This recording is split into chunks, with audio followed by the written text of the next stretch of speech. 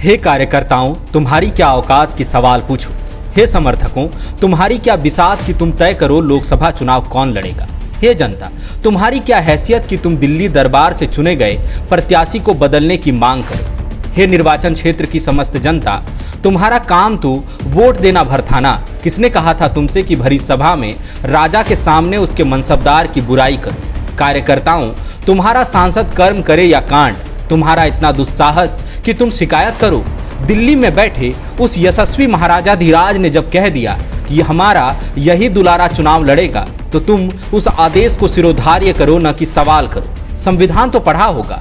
New India में लोकतंत्र वाली उस किताब के मूल अधिकारों वाले चैप्टर को स्किप करो और फोकस करो कर्तव्यों पर। जो उम्मीदवार तय हुआ है उसे आशीर्वाद समझो, जीत कर जो सांसद बनेगा उसे प्रसाद समझो। देखो, तुम कार्यकर्ताओं को भगवान कहा गया है, इतनी इज्जत तो बख्शी है। तुम्हें तो यह समझना चाहिए कि भगवान इंसानों के काम में दखल अंदाजी नहीं करते। भक्त ने जो दिया चुपचाप ग्रहण करते हैं, तुम भी करो। बता रहा हूँ, गलती से भी सवाल उठाने की जुर्रत न करना, वरना गिरा गिरा कर मारे जाओगे, लिटा लिटा कर थूरे जाओगे। दरबार के आदेश की अवहेलना करने की इतनी सजा तो मिलेगी तुम्हें। नहीं है भरोसा तो ये देखो, नजारा चतरा का है। शामियाना सजा है और विश्व की सबसे बड़ी राजनीतिक पार्टी का झंडा लहरा रहा है। मंच पर रक्षा मंत्री विराजे हैं और उनकी आवाभगत में लगे हैं चतरा के सांसद सुनील सिंह। मंच पर भाषण वासन जारी था कि तभी एक नौजवान भीड़ में खड़ा हुआ, लगा नारा लगाने। वह रक्षा मंत्री राजनाथ सिंह से हाथ जोड़कर गुहार लगा रहा था कि माई बाप,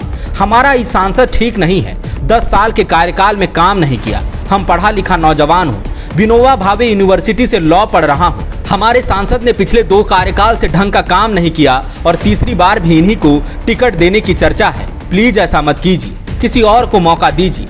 इतना भर कहना था कि राजा के मनसबदार के चहेते सिपाही भड़क गए, चेहरा लाल हुआ और भ्रिकुटी तन गई। माननीय सांसद महोदय का ऐसा अपमान नहीं सहेगा उनका जवान। देखिए जरा वीडियो। समर्थक सवाल उठाने वाले लड़के पर पील पड़े, थप्पड़ रसीद कर दिया, मुक्के बरसाए। इधर सवाल उठा और उधर गिरा के मारा। ऐसा मारा कि क्या बताएं कैसा मारा। चतरा के कान्हाचट्टी प्रखंड के नवाडी गांव के रहने वाले इस लड़के ने पूरी घटना बयान की है। आप भी सुन लीजिए, कैसे कहूँ कि सबक लीजिए।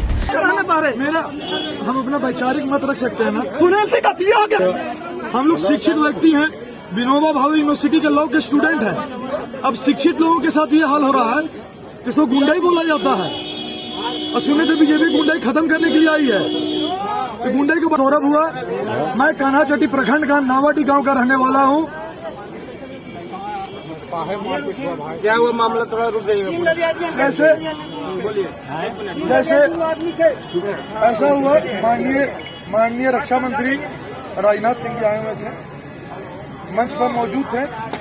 हमको लगा हमारे देश के स्वाभिमान आए हैं, रक्षा मंत्री आए हैं, हम मौजूद हुए कार्यक्रम में। हमको अपने सांसद का 10 साल का रवैया अच्छा नहीं लगा।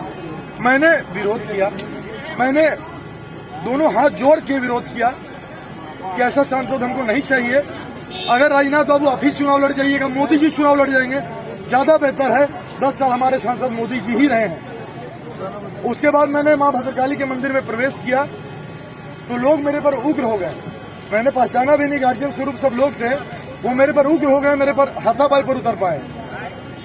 मैं एकदम अचेत था, हमको पता नहीं था कि यहाँ पर मेरे पर हाथ छोड़ा जाएगा। माननीय सांसद अंदर मंदिर में मौजूद है, उनके कार्यकर्ता का ये रवैया है।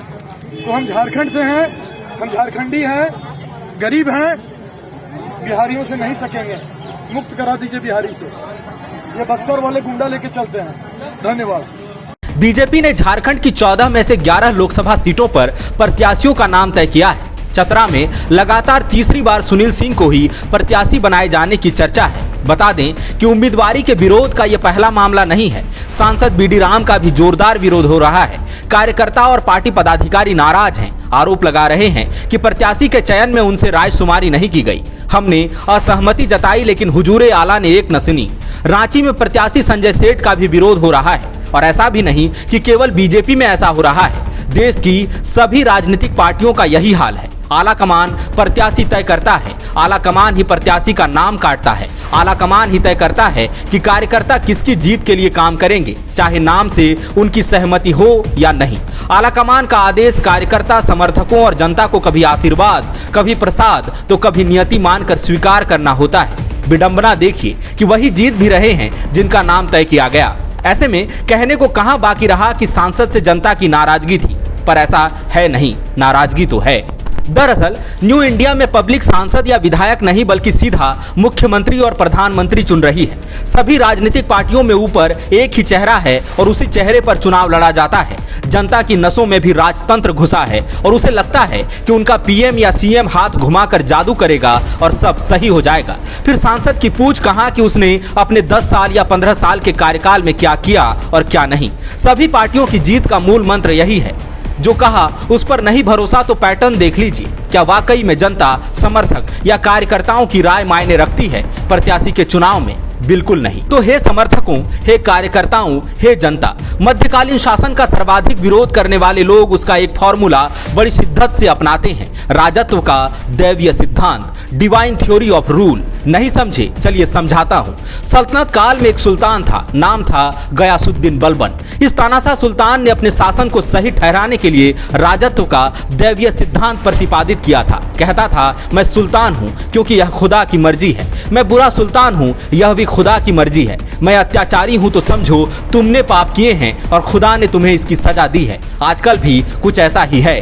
प्रत्याशी, विधायक, सांसद या शासन वोट देने के बाद भी आपकी मर्जी का नहीं है। शायद आपको भी इसे ईश्वर की इच्छा समझकर स्वीकार करना होगा, वरना चतरा से इस लड़के की तरह कहीं पीट न दिए जाएं। बोलिए जय डेमोक्रेसी, तय डेमोक्रेसी।